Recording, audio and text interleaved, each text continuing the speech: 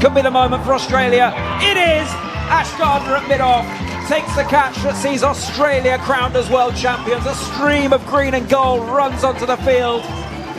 And now a huddle embracing one another to celebrate a remarkable achievement. 5 years ago, they crashed out at the semi-final stage. They rebuilt, they came back stronger.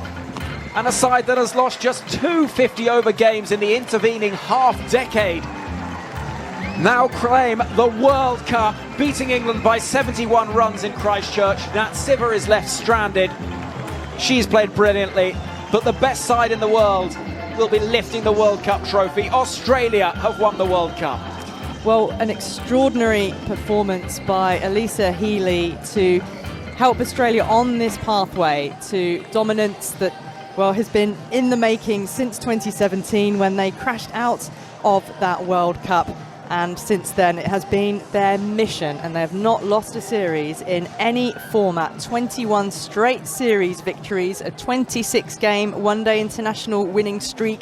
They had 2 T20 World Cup wins, and now they have added the much-wanted 50-over World Cup as well.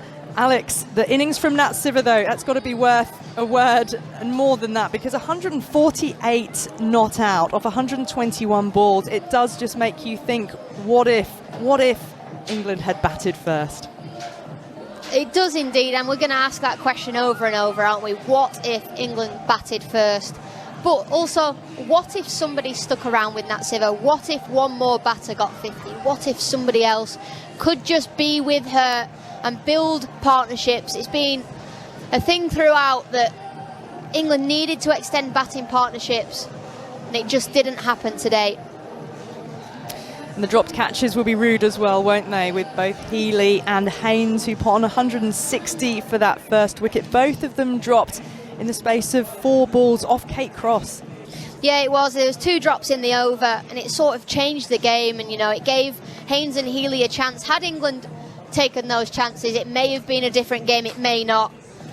But Australia, you can't take anything away from the way that they've played today or at all throughout this World Cup. They've been absolutely fantastic, and they do deserve to be world champions. Yeah, they've come through this tournament winning 9 games in a row. And of course, before that, they were facing England in the Ashes series. They dominated that. England did not win a game throughout that series. But Alyssa Healy was dropped on 41, funnily enough, by Sciver, who then went on to score her own career best, again on 136. But you just can't give those players lives. Haynes was dropped on 47. But England have... Well, it's been a difficult World Cup in the way it started. They did brilliantly well to then work their way up to this final. And now they have to sit back and watch the Aussies lift a trophy, which is utterly, utterly deserved, you have to say. Stefan Schemmel is still with us as well in the commentary box, and 5 Live Breakfast will follow us here on Test Match Special. But Stefan, for this Australian side, this World Cup is a trophy they last held in 2013. We've talked about this run they've been on since 2017.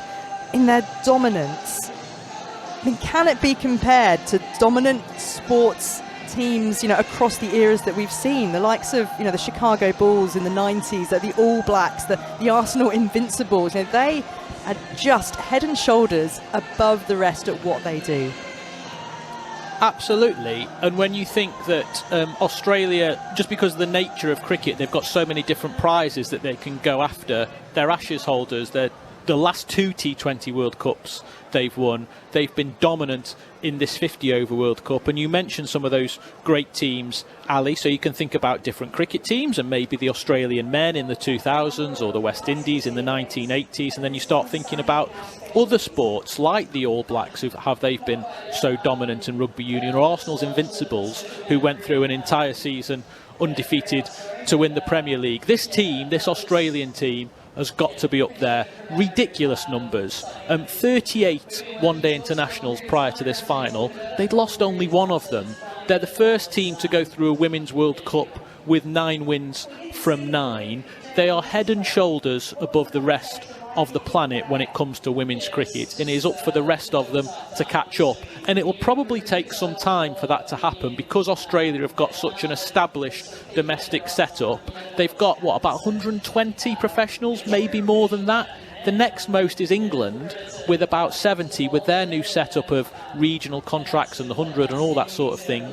It's probably going to take England 4 or 5 years to match Australia. That's a really scary thought. It used to be Australia and England, then the rest. Now it's just England who are the best of the rest, trying to swim that ocean to catch up with the Aussies. Yeah, I suppose when you start looking at other sports and other sporting eras, it is a bit difficult to compare because of the developmental stage that women's professional cricket is currently at. And Australia, resource-wise, numbers-wise, everything you're saying, Stefan, they are so much ahead of the rest. And so to compare it to, say, Steve Waugh's test team for Australia, that test team was competing in a sort of very different arena to where Australia currently sit as a professional cricketing women's nation amongst the rest at the moment. And Alex, from all the matches that you've seen, I mean, how far away are some of the others, and are you seeing? Oh, we'll come back to that, Alex. Let's get down to ground level and Henry Moran. Thank you very much indeed, Ali. Live on 5 Live. Here's the England captain, Heather Knight, standing on the boundary edge. Heather, how do you reflect on that? Well, I think, first of all, credit to Australia. That was a remarkable innings by Lisa to do that in a final, and for them to put that on the board was tough. We didn't probably have an answer at times. I think they batted outstandingly. It was a very good track, made it very hard to defend, and yeah, obviously we fought hard in the chase. Nat Siver, unbelievable. What an innings again against Australia. She was unbelievable. But yeah, obviously disappointed, but credit to Australia the way they played today. Very easy in hindsight, but do you look back at that toss and think maybe another decision would have been the way to go? I don't think so. I was pretty 50-50, to be honest. It was one of those where you weren't unhappy if you'd lost it, but no, I think it was the right decision. It showed it was a good wicket to chase. If we have more wickets in hand there and someone bats with Nat, you extend that partnership, then there's a chance you can chase that down. So no regrets, and I guess judgment in hindsight is a slightly different thing. This Australia team are a phenomenal unit. Do you look at them and think this is where we have to be?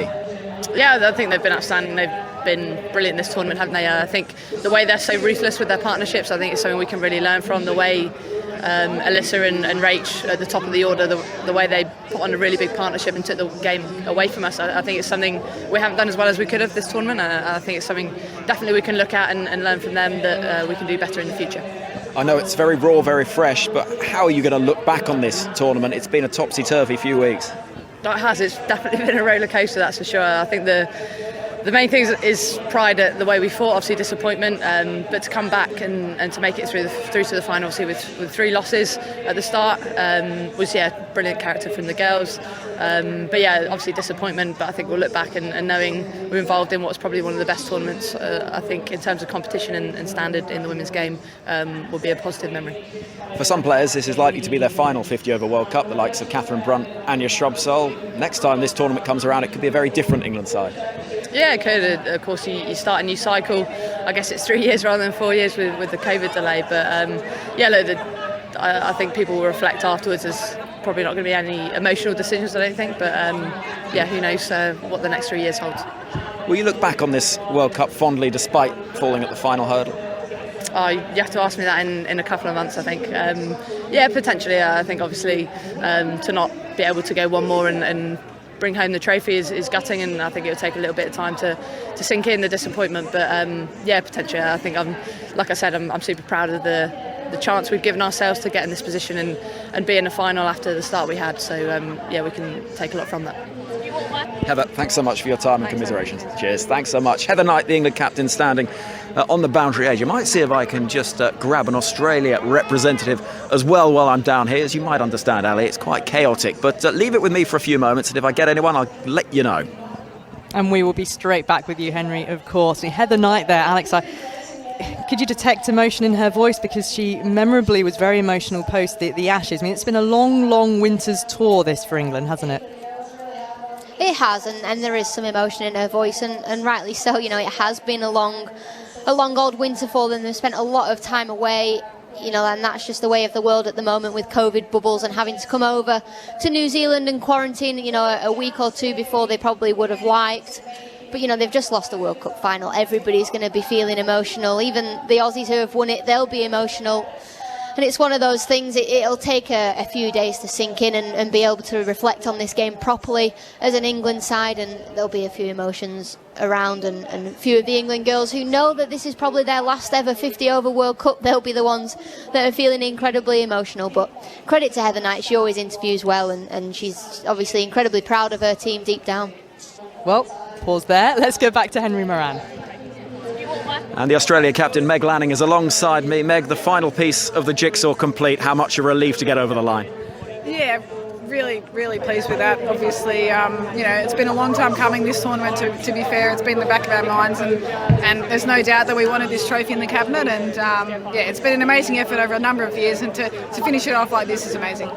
This team has gone through a phenomenal cycle in the last 5 years. How proud are you to have created a team that many are saying is the best international side in any sport?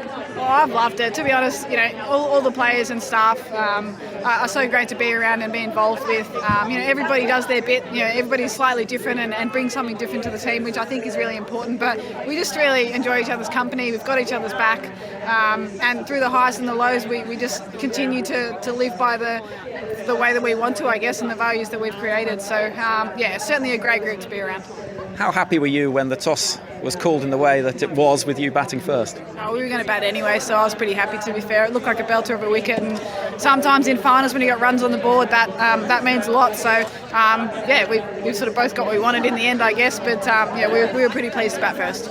A word on Alyssa Healy's innings. It was one of the all-time great World Cup innings, that, wasn't it? It was amazing to watch. I can't say I've ever come in the 45th over of an ODI before, but I'm pretty happy to do it with Alyssa Healy out there batting like that. It was an incredible knock. I'm not sure we'll see one like it. Difficult question perhaps to answer, but what do England do to get close to Australia? Oh, I'm not sure. You'll have to ask them. I think they've shown some good determination through the tournament to get back into it. They've got some world-class players as well, so I'm sure they're thinking about that behind the scenes, but I can't comment on that too much. And what does this evening hold for you and your side? I mean, this has been a long time coming. Yeah, look, we'll certainly celebrate this one pretty hard, I'd imagine. As you said, it's been coming for a long time. We've felt like we've waited for it, and now we've finally done what we achieved to do. So, we'll certainly be celebrating. Many congratulations, Meg. Thanks for your time. Cheers. Meg Lanning speaking on the boundary edge, and again, that decision at the toss, Ali, is on the minds of plenty of people down here. Yeah, I'm sure it will continue to be so as well. Thank you, Henry. But Alex, let me throw that question back to you. And from what you have seen at this tournament, and of course the Ashes prior to this, how far away are England from Australia, and what do they need to do? I think it just shows, we often talk about it, the domestic setup. Australia have had a professional domestic setup for 5 or 6 years longer than England have. England only started a couple of years ago, and realistically the first year was heavily impacted by COVID. So we've had professional domestic players in England for 1 year, and 1 year's cricket is 10-15 games. It's not many at all. This Australia side, they've played domestic cricket for years and years. They've got over 150 domestic games and experience under their belt. It's going to take a while for England to catch up, but they're not a million miles away, and I guess that's the exciting thing. And then we've got the likes of India, West Indies, all the other teams in this competition, New Zealand, who are all investing in their domestic setups. I mean, this World Cup's been the closest in some regards than we've ever seen before, but Australia have absolutely walked it. If you speak to someone like Lydia Greenway, Ali, who's been working with us on Test Match Special during this World Cup, she's a World Cup winner numerous times over with England. She also does some coaching with the Sydney Sixers in the Women's Big Bash League. And she says that when Australia's domestic players go back to their domestic setup, the system in all of those states and all of those franchises is comparable to everyone else's international team. That is what they get at the domestic level. So that's not just the standard, but that's the way they train. All the different support staff that they've got, even things like maturity and game management and how to behave as an international cricketer. Those are all the things that Australia have got over every other team, not just England. And so the thing that Alex says is absolutely correct, is that I don't think England are that far away talent-wise. We've seen that with some of the performances they've put in during this World Cup. Sophie Eccleston ends as the tournament's leading wicket taker. Nat Siver's been magnificent with the bat. It's just time. She's surely going to be the number one all-rounder, isn't she? Yeah, at the end of this tournament, it's just time. Absolutely have overtaken Elise Perry. 4 or 5 years, and then we can judge how England's domestic setup is tracking in comparison to the Australians. Yes, that's professional culture that seeps all the way through the system that has had that time to develop. Saying that when you get one-on-one, you've got to then execute those skills. But I mean, extraordinary for Nat Sciver. Imagine scoring 100 off 90 balls in a World Cup final, finishing unbeaten on 148. Only the third woman after Alyssa Healy, who was only the second to score 100 in a World Cup final, and yet Sciver's on the losing side. Let's take a few minutes to reflect and indeed celebrate Alyssa Healy's 100, because we watched something quite extraordinary, and it will go down, won't it, as an all-time great innings. And even just by its sheer numbers in terms of World Cup finals, men's and women's, she has now topped the list. But you just had to sit back and watch in wonderment now, really, didn't you? Yeah, you did. You know, it was an exceptional innings. It was almost a shame they were playing England, because it was so good to watch, and watching it, you almost watched in awe of just the way she manipulated the field and the way she made England think about what they were doing. She just outplayed England in all regards today, and it was the greatest knock in a World Cup final that I have ever seen. To score 170 of 136 balls takes something incredibly special, coming off the back of 129 in the World Cup final, the only batter to ever score more than 500 runs in a World Cup competition. She has been top tier during this World Cup, and especially today. She's a big game player as well, Ali. So go on, Steph. Sorry, if you think back to the T20 World Cup final in 2020, when there was 86,000 fans inside the Melbourne Cricket Ground, who was player of the match? Alyssa Healy. In the semi-final against the West Indies, on a tricky green surface after it had rained in Wellington, the West Indies won the toss and bowled first. Who bludgeons a century? Alyssa Healy. And in this game, the World Cup final, the biggest stage of all, the most pressure Australia have ever been in a 50-over game. Who steps up? It's Alyssa Healy. What a player she is. Everyone who knows her says she's a nightmare to play against, but an absolute dream to be with. And that's all you want, really, isn't it? Yeah, I've spent a bit of time with her in commentary boxes, and she often pops up during the Australian season, even to watch her husband Mitchell Starc and pass a comment on him in the commentary box before. But she's a phenomenal player, wicket-keeper bat, and she had said before this final that she's assessing things as she goes along in terms of her longevity and her future. It feels like it would be a crying shame if she decides that now is the right time to retire, go out on a high, but she will assess. She's 31 years old, and she might have other ideas of what she wants to do in the coming years. But certainly other players like Rachel Haynes, 35, her last World Cup. Catherine Brunt, we've spoken about her, just incredible longevity. And for Catherine Brunt, playing her first World Cup was in 2005. And at the age of 37, pushing through this World Cup, still making technical changes and improving as she went along through this tournament. You're listening to the TMS podcast from BBC Radio 5 Live. Extraordinary innings from Alyssa Healy. I have not seen better in any World Cup final. Just a fabulous, history-making, legendary knock. Healy 170 off 138 balls. A tweet here from the Australian statistician Rick Finlay, who says Alyssa Healy would have won the World Cups of 1982, 1988, 1997 and 2009 on her own. Well played. Let's speak to Claire Connor, Managing Director of Women's Cricket at the ECB. Claire, if England hadn't made it to the final at all, though, and exit was very much on the cards, wasn't it, with 3 defeats in a row, they managed to rescue themselves, because that would have been seen as an abject failure, wouldn't it, for the defending champions, for this England team, such a well-resourced side, to have not made it as far as they did.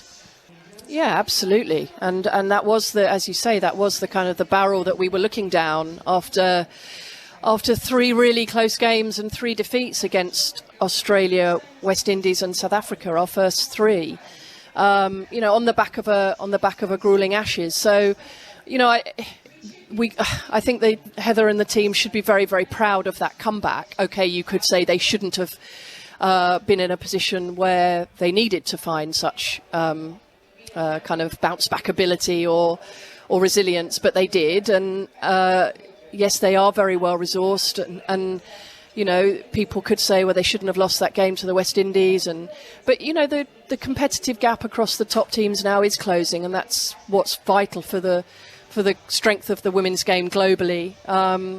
And, you know, what we did do is show huge heart and character to come back and win our remaining group games. And, you know, tournament cricket is, as we all know, if we've played in it or follow it, or it is about that kind of momentum and learning as you go and peaking through the tournament. What Australia have done remarkably is found another level. You know, having been unbeaten coming into this final, they found yet another level. Yeah, a jaw-dropping performance from Elisa Healy, and messages even I've been getting in this morning from people who aren't necessarily regular watchers of the women's game, who have just been, as I said, had their breath taken away by one extraordinary performance. I want to talk about some of the players. Well, I guess one player in particular who this is likely to be her final World Cup, which is Catherine Brunt, who's nearly 37, and you captained her in her first World Cup in 2005. There is an England summer to come, and she may well play through that. There's a Commonwealth Games, of course, in Birmingham this summer. But for Catherine Brunt in her last World Cup, this her fifth, and she's won 2 of them. What can you say about her career? I mean, almost, it made me a little emotional kind of talking about it. As you say, Ali, you know, I captained her in my last couple of years as captain, and saw the raw character that she was then, and she's retained so much of that character, and played such a lead role for England over so many years. You know, 3 back surgeries, you know, literally carried off on a stretcher pretty much at the T20 World Cup in the Caribbean in 2018. She's you know, she bleeds England. You know, there aren't words really for her. She's seen it all. You know, she's gone through that entirely amateur era for the first almost 10 years of her career, you know, being almost a completely amateur cricketer, and now over the last 7 or 8 years kind of reaping the benefits of being better paid and better supported, and on professional contracts around the world. You know, she's played in the Women's Big Bash, she's played in the 100 now, she's you know, been multi-format player for England that has, you know, at times been the most feared cricketer in the world, and the most loved. You know, she's very, very loved within this England setup. Will it be her last foray in an England shirt here in New Zealand? I don't know, is the honest answer to that. I think the lure of the Commonwealth Games will be, could be influential for her. But, you know, whatever she decides, she's given 18 years of her life to England women's cricket. And, you know, you genuinely, when you know, I know when you look back on a career and you weigh up your contribution, could Catherine Brunt have given any more to this England team and to the sport? And the answer is categorically no. It's extraordinary longevity, and the game will be, again, poorer when she's not playing it, because she is an enormous entertainer and compelling viewing.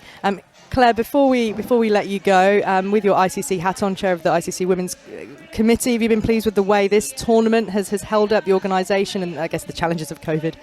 Unbelievably. I mean, I'm looking out now over a sun-drenched Hagley Oval, and it is absolutely full to the seams for this final. It's the biggest event that has been held in this country since pre-pandemic, since the pandemic. I was chatting to Ian Smith a moment ago, and he said that he thinks there are more in here than watched Brendan McCullum play in his last Test match here.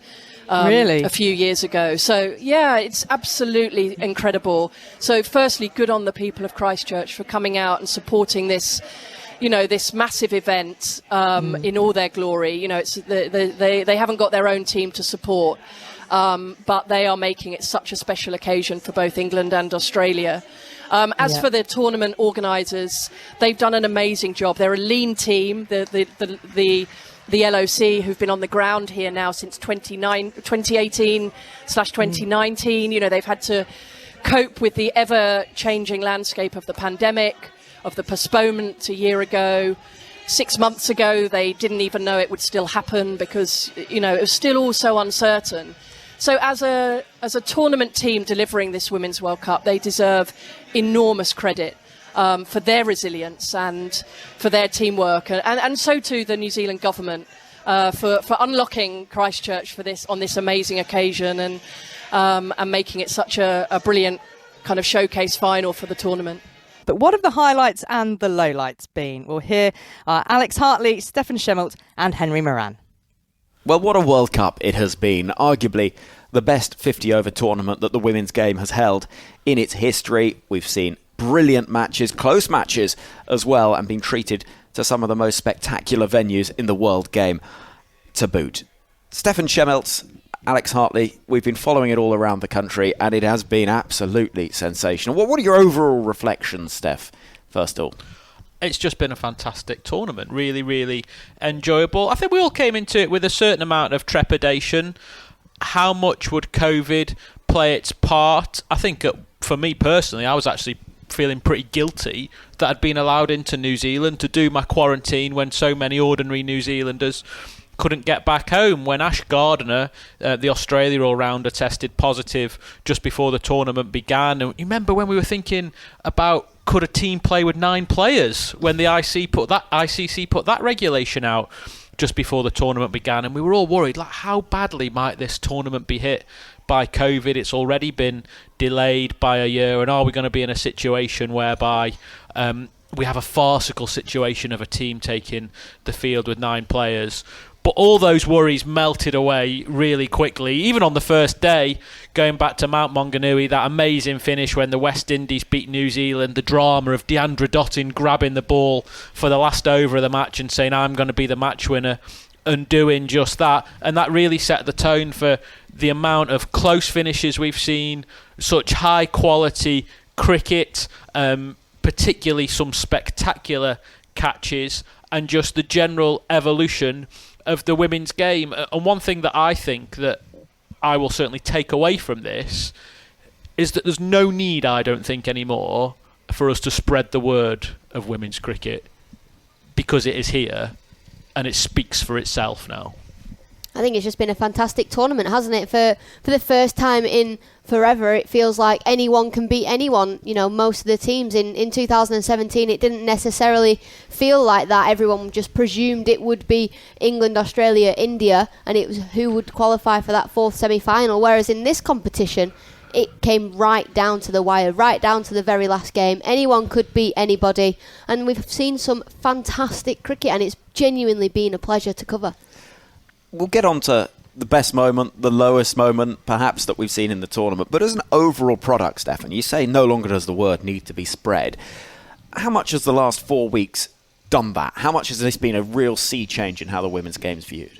I don't know if it's been a sea change. It's just been the next step in the evolution of the game. So we've gradually seen lots of different international boards putting investment into their women's team, seen value in growing the women's game, and that has been shown, that investment has borne fruit in this tournament. We knew that Australia were really, really strong. We knew that England took women's cricket seriously. We knew that there were other countries like South Africa and New Zealand that were growing their women's game. But this was the first time on a global stage, really, that we'd seen the progress the likes of Pakistan and Bangladesh have made. And the tournament is all the richer for it. And what the women's game will continue to do, it's basically now poised to go absolutely through the roof, not just internationally when you think of all the different competitions that are coming up over the next decade or so. Everything that is organised by the ICC World Cups, T20 World Cups, is going to be a Women's Champions Trophy. Cricket is coming to the Commonwealth Games, but all of the domestic tournaments that are going to be played as well. So the WBBL in Australia is established. The 100 last year was a fantastic success, probably more so for women's cricket than it was for men's. And we know that there's a Pakistan Super League coming, there's a Caribbean Premier League coming. Hopefully one day, in the very near future, there'll be an Indian Premier League coming as well. And like I say, well, I guess it's not actually what I said. I'll refer back to something that Alex actually drew out of Nasu saying on the No Balls podcast. Don't worry about people who don't feel the benefit or see the benefit of women's cricket. That doesn't matter.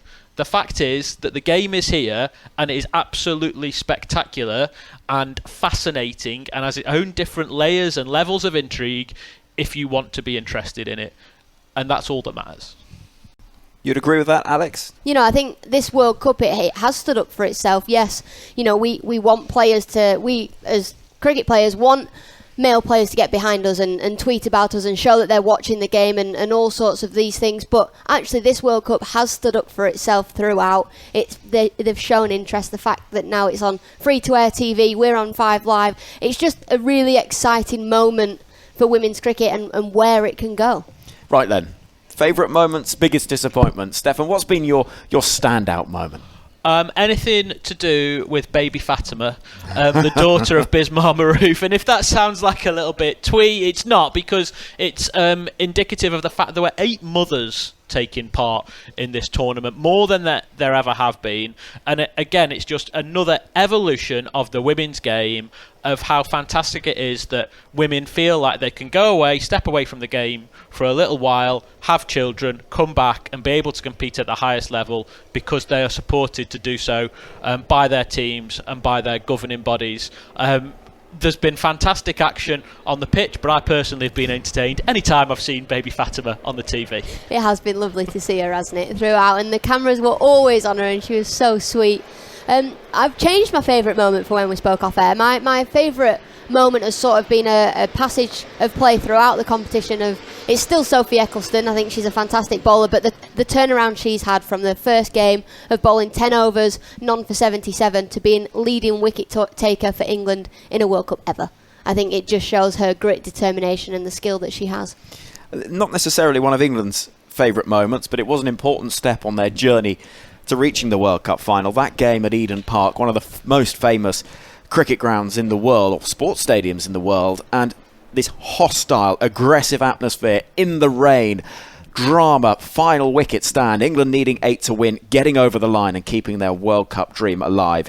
It had absolutely everything for me, and that was just such a special moment. It's a moment that felt that this is a really big sporting event. When Anya Shrubsole hit the 4 through the covers to bring the scores level, knowing that England at least had a super over and were not going out of the World Cup yet, I've never ever punched the air in the press box before, and I almost put a hole through the window. I was that excited. It was absolutely fantastic. That game for me will live so long in the memory. Yeah, Alex, that was a spectacular, and it was one of so many close matches. It's just every time you think that you know which way the tournament's going, something spectacular has been happening. It has. It's been a good tournament. It's been an entertaining tournament, but that was just on a different level, wasn't it? And I think it's because we knew that if England lost that final wicket, they were going home. They had to win every single game. They were playing must-win cricket, and I think that's why we were all so nervous and also so excited for what could be, what became from that game. And I think it was an extraordinary passage of play. There was a couple of things as well the West Indies did. I mean, I felt any time that Deandra Dottin was involved in any sort of action, she was absolutely box office. The catch she took against England to dismiss Lauren Winfield-Hill, the final over against New Zealand we've talked about, an amazing assault on the India bowling up in Hamilton when we thought she was going to play a really extraordinary innings, and the West Indies in general. Can you remember their celebrations when Shrubsole was bowled in Dunedin, the last wicket to fall, and they all ran off towards the dressing room? That was such a fantastic moment. And Pakistan beating the West Indies as well. Their evolution has been great. Biggest disappointment, it feels almost harsh to bring something like that up, and the negative, because it has been such a brilliant competition. But Alex, there's always something that perhaps could have been a little better. Yeah, I think England's start to the World Cup was probably the biggest disappointment, and I think all the girls would agree with that. But for me, the loss against the West Indies was my biggest disappointment, because West Indies are a team that England should beat regularly. They go into that game, or should have gone into that game, with so much confidence. I'm pretty sure they did, and the West Indies outplayed them, and that was my biggest disappointment. It's a real shame that New Zealand didn't reach the last 4 because of what it would have done for the tournament, and how even more momentum would have been carried into the final stages, not least because that was the only time that full crowds were allowed into grounds. But realistically, New Zealand weren't one of the best 4 teams. India should have been one of the best 4 teams, and their failure to reach the semi-finals is a huge blow for the global women's game. They should have been one of the top 4. They had the chance to get through their final group game against South Africa. They looked to have it in their grasp, and then Deepti Sharma oversteps that no ball. What a dramatic time. And they went out, and if women's cricket is going to absolutely explode on the global stage, then India are going to have to win a competition at some point. And to be honest, bar the odd moment in this tournament, they've been really disappointing. Yeah, and I think the crowd story has been one area where, you know, if times were different, it would have been wonderful to see the fabulous grass banks around all these grounds packed full, as we've seen in the latter stages when the restrictions have been lifted. The tournament started with just 10% of crowd capacity available, and crowds were coming in, as many as they could, but it hasn't quite been the festival feel that I think everybody dreamed of. But because of circumstance, we know why that couldn't happen, and that's just part of the way things have been. But it has been brilliant. We've loved every single moment. There have been challenges getting between venues. There have been challenges for England, certainly on the field, and there have been moments that we will never, ever forget. It has been such a privilege to be here, and it is a World Cup tournament that will live very long in the memory.